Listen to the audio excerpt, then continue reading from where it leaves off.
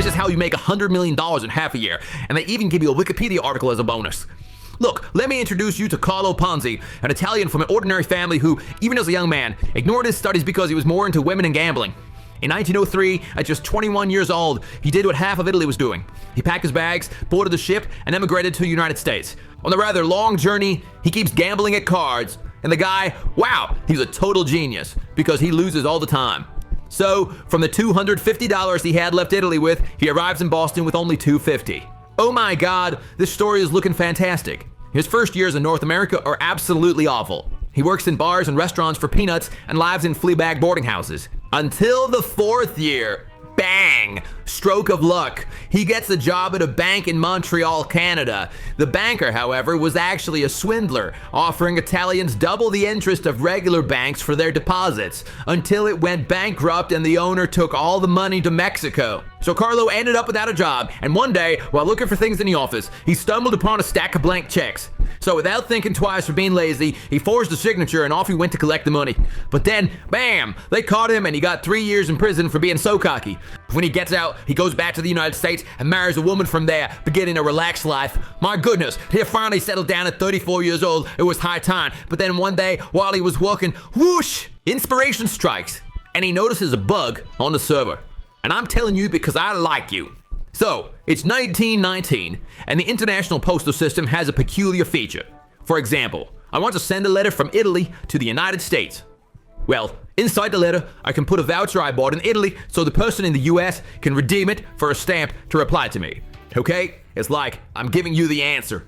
The thing is, Europe was completely devastated, having just suffered the First World War, and the stamps were going for next to nothing. So, in Italy, you could buy those bonds for, imagine, 1 cent. And then in the United States, when you redeem them, they give you stamps that cost 6 cents. Holy cow. It's a gazillion% profit.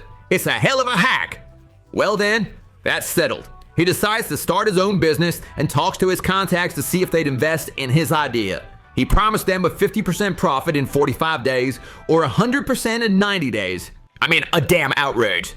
The first ones accept a bit fearfully, but when those days pass and Carlo actually returns the benefit, they go crazy and word of mouth starts to spread. Hordes of people crowding in front of his house because they also wanted those massive interest rates. Get this, things got so wild that Carlo had to rent a bigger office, hire employees, he bought expensive suits, a mansion with horses, a gold-handled cane, smoked cigars, had a chauffeur and bodyguards in spades.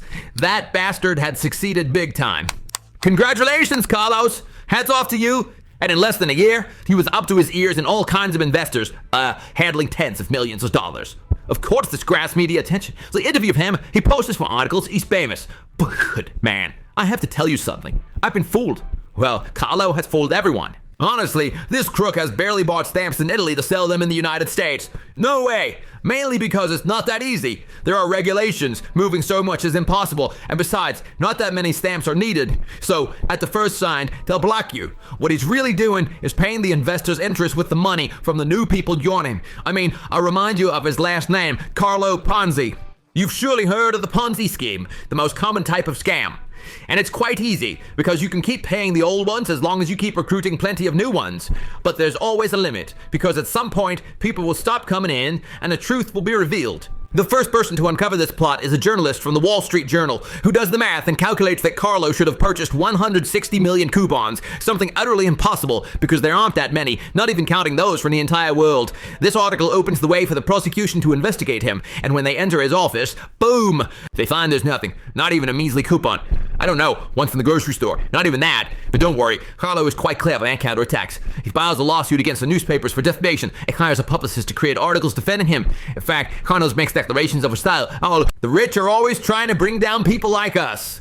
Don't tell me why this message resonates with the people who keep putting more and more money into the company. They trusted him completely because for the moment, he kept religiously paying the interest. Until we reached the game over. That publicist eventually opened his eyes and changed his allegiance, writing articles denouncing Ponzi as a thief. A short time later, in August of 1920, a newspaper published a revelation that our protagonist had previously been imprisoned in Canada. And naturally, that was not well received. So panic breaks out. Thousands of investors rush to the office to withdraw their money. A queue forms that would make amusement park lines look tiny. but Ponzi holds his nerve and pays back the money for the first few days. The thing is, if they keep up that pace, it'll all eventually fall apart. At that moment, authorities decide to intervene and arrest him, while many people shouted, "We support you, Ponzi! You're the best! Sign my breasts!" What a bunch of idiots! It's estimated that 40,000 people from all walks of life gave him their money, some, all of their savings, and almost all of them lost it forever. My goodness, what happened to Ponzi? Well, he went to trial and was sentenced to 5 years in prison for mail fraud, though he got out early for good behavior. Once he was free, he moved to Florida, where he tried to pull the same scam again, this time selling land for a real estate development or some other nonsense, which in reality didn't even exist. They catch him again and send him to jail, until they get tired of him and deport him to Italy. You fool, you chump, just get out. His journey will end in Brazil, where he'll die in 1949. And as a fun fact, this guy didn't invent this scam, you know? There were previous cases, but his scheme was so brutal that it ended up bearing his name. Well, with his last name. And now, pay attention to what I'm about to tell you, because it might be useful, though I hope not. Have you ever wondered, what kind of punishment these scammers get nowadays? Well, look, in Spain, Ponzi schemes are prosecuted for being an outrageous scam. So if you defraud over 50,000 euros, you could face 1 to 6 years, and if you swindle over 250,000, up to 8 years in prison. Then, if you advertise your investment product, which was a total ripoff, you could face 1 to 4 years. They could also charge you with misappropriation, money laundering, illicit association, and each of those also adds to your sentence. So in the end, they would add it all up and you'd easily get a solid 10 to 20 years. For example, one guy caught with this system, mixed in everything with crypto, which is currently the main place for these scams, and who defrauded 9 million euros in 2009, got 11 years. Okay, lucky you, but I heard if they don't catch you in 10 years, it doesn't count anymore, right? That's true, like you get off scot-free. Well, yes, but you'd need incredible luck or to bribe a lot of people so that during those 10 years, nobody gets upset and reports you because of the slightest legal action. The clock resets, so the best thing to do is flee the country, which is what most people do. Here, I'm going to tell you the countries that don't have an extradition treaty with Spain. Russia, China, Vietnam, Burkina Faso. Oh my God, Burkina Faso, how pretty. Qatar, etc. So if once you're there, the Spanish police demands you return, it's normal that local authorities won't lift a finger to catch you. Congratulations. Hold on, you want the fine print? Because even though there are no extradition treaties, countries often say, all right, I'll take that guy you're after and swap him for one of mine that you have. Not to mention, since you've surely made a fortune, you'll start living a high life like a big shot. And that attracts the attention of local mafias who might give you a scare. Pause. Besides, the countries where you'd be safer from the government messing with you are usually just shitholes. Pause.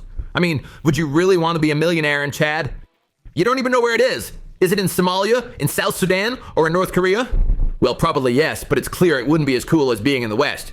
All right, buddy. So, can people hiding in one of these countries return to Spain after 10 years as if nothing happened? Well, no, because if they're wanted, they can never come back. I mean, they can return, but they go to jail because the clock stops on them and the crime never expires, so to speak. So the most likely thing is that you'll end up ruined and dying all alone in a corner. Bear in mind that a study reports that 80% of fugitives suffer severe stress, 60% become drug addicts, half paranoid, etc. It must be hell there without family, friends, only with cash showing the face of a dead man. Anyway, if you regret it, return the money and cooperate with justice, those initial 15 years in prison might, in the end, with a bit of luck, turn into 3. But hey, this video wasn't about surviving as a fugitive, but about not getting scammed. So the moral is, if something seems too good, be wary and examine it well, because in the end, no matter how smart you think you are, deep down in your little heart, you always have a huge idiot. See ya, crazy pizza lovers.